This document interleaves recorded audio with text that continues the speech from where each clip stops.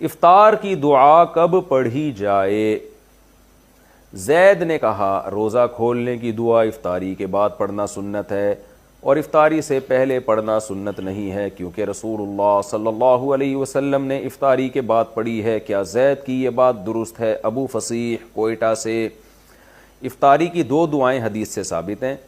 ایک دعا ہے ذهب الظما وابتلت العروق وثبت الاجر ان شاء اللہ، پیاس چلی گئی اور رگیں تر ہو گئیں اور اللہ نے چاہا تو روزے کا اجر ہمارے اعمال میں لکھ دیا گیا۔ یہ دعا عربی میں پڑھی، پھر اس کا ترجمہ ہے۔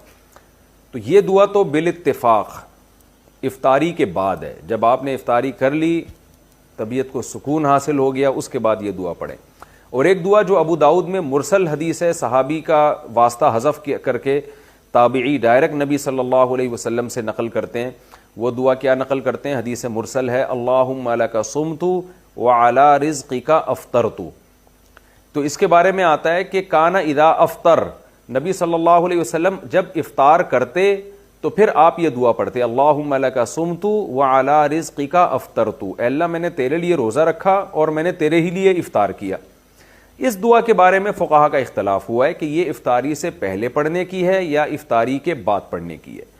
جو حضرات جنہوں نے اچھا نبی سے نہیں پتا صاف لفظ واضح طور پر کہ آپ افطاری کے بعد پڑھتے تھے یہ پہلے پڑھتے تھے، تو جن حضرات نے حدیث کے ظاہری الفاظ کو دیکھا، جو الفاظ میں ابھی پڑھ کے سناتا ہوں، جنہوں نے حدیث کے ظاہری الفاظ کو دیکھا انہوں نے کہا کہ یہ افطاری کے بعد پڑھی جائے گی۔ حدیث کے ظاہری الفاظ کیا ہیں؟ کانا اذا افطر، نبی جب افطار کرتے، تو اس سے تو پتہ چل رہا ہے جب افطار کر لیتے، افطاری کے بعد یہ دعا پڑھتے۔ اور دعا کے الفاظ بھی کیا ہیں؟ اللہم لک صمت، اے اللہ میں نے تیرے لیے روزہ رکھا، یعنی پاسٹ کی بات ہے، وعلی رزقک افطرت، اور تیرے رزق پر میں نے افطار کیا، تو اس کا مطلب کر چکا ہے نا، تبھی تو دعا پڑھ رہا ہے۔ تو یہ ان حضرات کی رائے ہے جو یہ کہتے ہیں کہ افطاری کے بعد یہ دعا پڑھی جائے گی، لیکن دوسرے جو بہت سے علماء اس کے قائل ہیں کہ افطاری کے وقت یہ دعا پڑھی جائے گی۔ ان کی دلیل کیا ہے؟ وہ یہ کہتے ہیں کہ جو کام ہونے والا ہوتا ہے اسے بھی پاسٹ اور ماضی کے صیغوں سے تعبیر کیا جاتا ہے۔ جیسے حدیث میں جو آتا ہے نا، کانا اذا افطر، نبی جب افطاری کرتے مطلب افطاری کا ارادہ کرتے۔